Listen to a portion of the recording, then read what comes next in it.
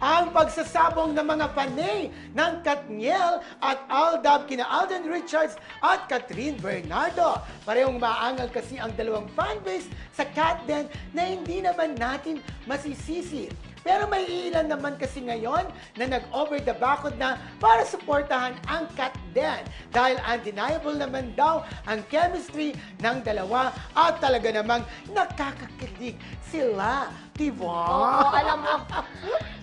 Tama yun, diba po? Pero alam mo, totoo yung sinabi dyan na talaga nag-over the backod kasi may nakausap akong fan na mga dating Aldab sila. Ngayon nasa Katden na sila.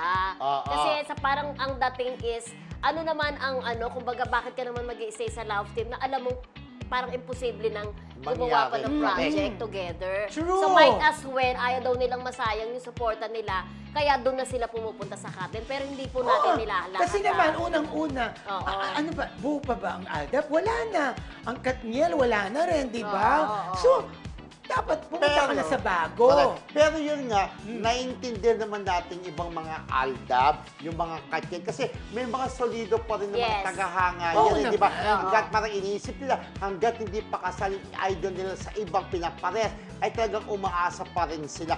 Parang Aldab, di ba, hanggang ngayon, pinagpipilitan. Yung iba, na sinasabi talagang may anak na, kahit nag-deny na, ang Aldab may anak na, nag-deny na sila na walang anak. Siyempre, ang gusto pa rin nila, si Alden kay May at si Daniel kay Catherine, which is naiintindihan naman natin sila. True. Pero yun nga, wala na talagang mga gagawa. Wala na kasing love team, parang nagiging inactive na. Meron ba kayo naririnig na nandiyan pa rin yung Jadine?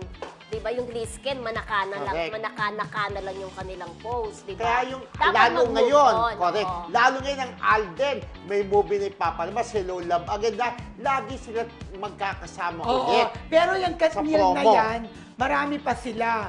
Pero kasi kailan lang yan Pero itong Aldab fans, parang konti na lang sila. Wala na.